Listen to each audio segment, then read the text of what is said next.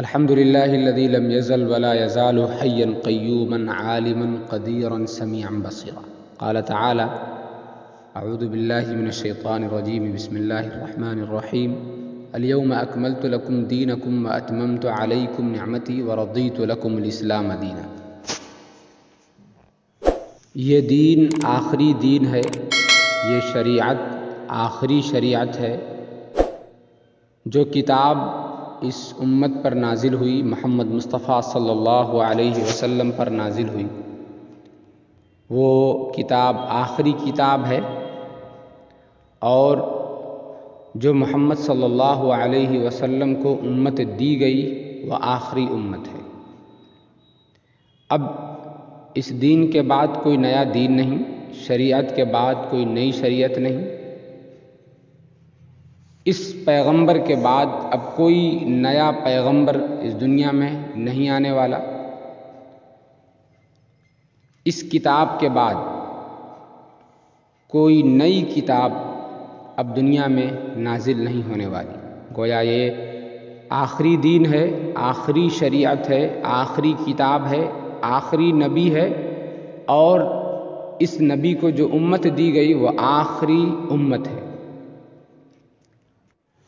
تو ظاہر ہے اس امت کو، بلکہ قیامت تک کے بسنے والے رہنے والے انسانوں کے لیے کوئی ایسا پیغام ہونا چاہیے تھا جو دستور حیات کی حیثیت رکھتا ہو، جامع منشور کی حیثیت رکھتا ہو، جو کہ ہمیں آپ کے اس خطبے میں ملتا ہے جو آپ کا آخری خطبہ تھا، اور پوری انسانی برادری کے لیے پوری انسانی برادری کے لیے آخری پیغام تھا.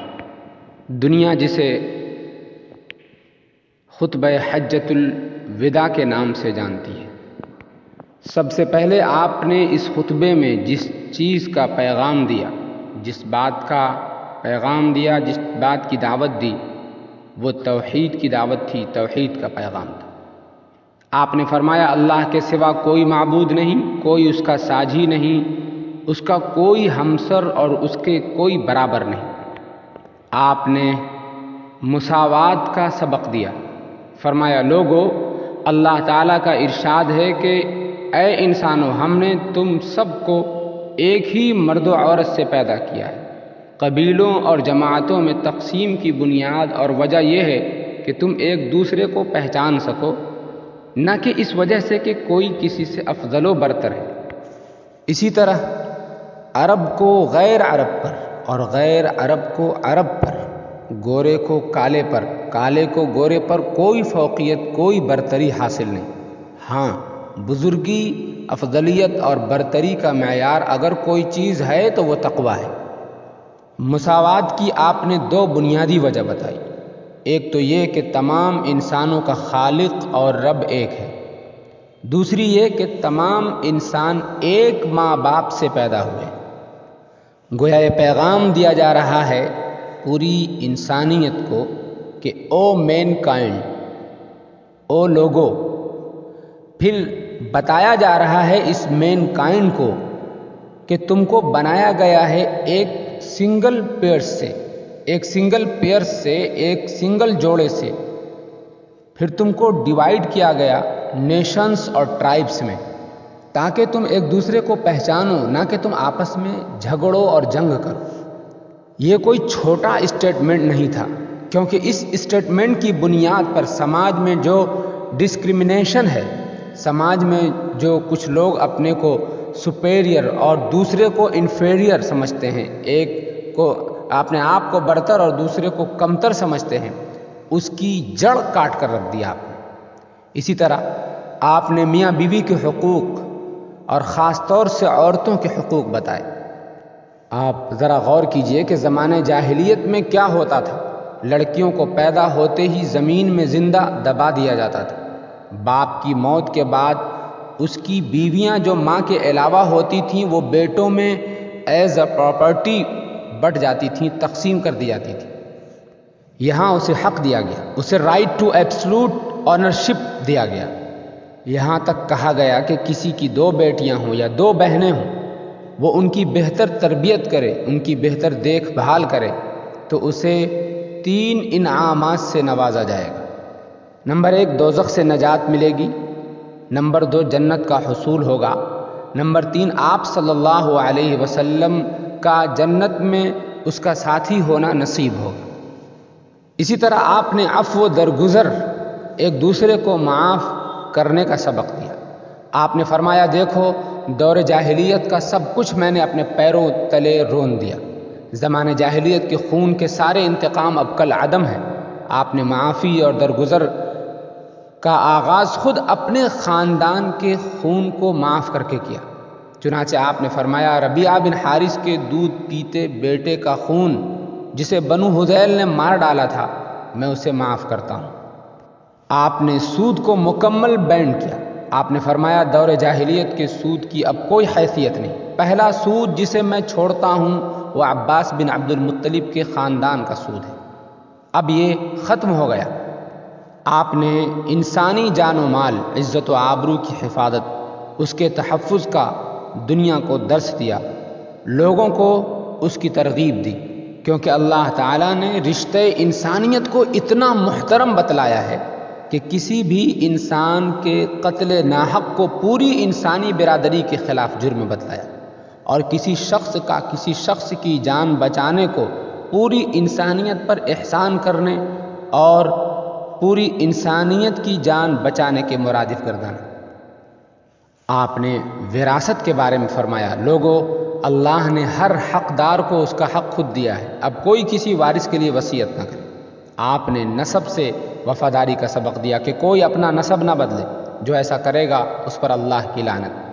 آپ نے احسان و دیانتداری کا درس دیا۔ آپ نے فرمایا قرض واجب الادا ہے، عاریتاً لی ہوئی چیز واپس کی جائے، تحفے کا بدلہ دیا جائے، اور جو شخص جس کا ضامن ہے وہ تاوان ادا کرے۔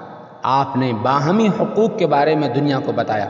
آپ نے فرمایا خبردار اب مجرم خود ہی اپنے جرم کا ذمہ دار ہوگا، نہ باپ کے بدلے بیٹا پکڑا جائے گا اور نہ ہی بیٹے کا بدلہ باپ سے لیا جائے گا۔ کسی کے لیے جائز نہیں ہے کہ وہ اپنے بھائی سے کچھ لے سوائے اس کے جس پر اس کا بھائی راضی ہو اور اس کو خوشی خوشی دے دے، لہذا اپنے اوپر ظلم نہ کرنا۔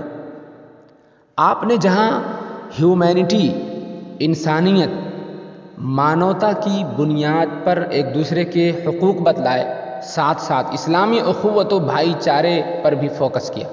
آپ نے فرمایا لوگو ہر مسلمان دوسرے مسلمان کا بھائی ہے اور مسلمان آپس میں بھائی بھائی۔ آپ نے غلاموں ماتحتوں کے ساتھ نیک سلوک کی ترغیب دی۔ آپ نے کہا انہیں وہی کھلاؤ جو خود کھاتے ہو، انہیں وہی پہناؤ جو خود پہنتے ہو۔ آپ نے امانت کی ادائیگی پر زور دیا۔ چنانچہ آپ نے فرمایا اگر کسی کے پاس امانت رکھوائی جائے تو وہ اس بات کا پابند ہے کہ وہ امانت رکھوانے والے کو امانت پہنچا دے۔ آپ نے دین میں بلکہ زندگی کے ہر شعبے میں اعتدال و میانہ روی، ماڈریشن کی تعلیم دی۔ قرآن سے اور نبوی تعلیمات سے وابستہ رہنے کا حکم دیا اور اس بات کی تاکید کی کہ اگر اس پر جمے رہے تو کبھی گمراہ نہ ہوگی۔ آپ نے ارکان اسلام کی تعلیم دی۔ آپ نے فرمایا اپنے رب کی عبادت کرو، 5 وقت کی نماز ادا کرو، ماہ رمضان کے روزے رکھو، اپنے مالوں کی زکوٰۃ کو خوش دلی کے ساتھ ادا کرتے رہو، اگر استطاعت رکھتے ہو تو بیت اللہ کا حج کرو، اپنے حکام کی جائز امور میں اطاعت کرو، یعنی جہاں رب کی معصیت اور ظلم و ناانصافی کی بات ہو وہاں ان سے اپنے دامن کو پاک رکھو۔ آپ نے اللہ کے حدود اور اس کے شعائر کی تعظیم اور احترام کا لیسن دنیا کو پڑھایا۔ اسی طرح آپ نے اپنے مختصر کلمات میں رہتی دنیا تک کے لیے اپنے پیغام کو اوپن کر دیا اور اس کی ذمہ داری تمام حاضرین کے سپرد کی۔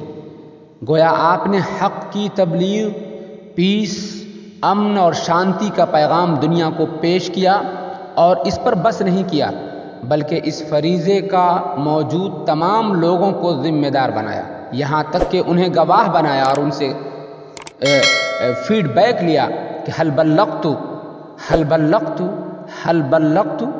کیا میں نے اپنا پیغام پہنچا دیا، میں نے اپنی رسالت کا حق ادا کر دیا؟ تمام صحابہ نے فرمایا ہاں، آپ نے امانت پہنچا دی، آپ نے حق رسالت ادا کر دیا، آپ نے ہماری خیر خواہی فرمائی۔ پھر آپ نے آسمان کی جانب انگلی اٹھا کر فرمایا اے اللہ تو گواہ رہا، اے اللہ تو گواہ رہا، اے اللہ تو گواہ رہا۔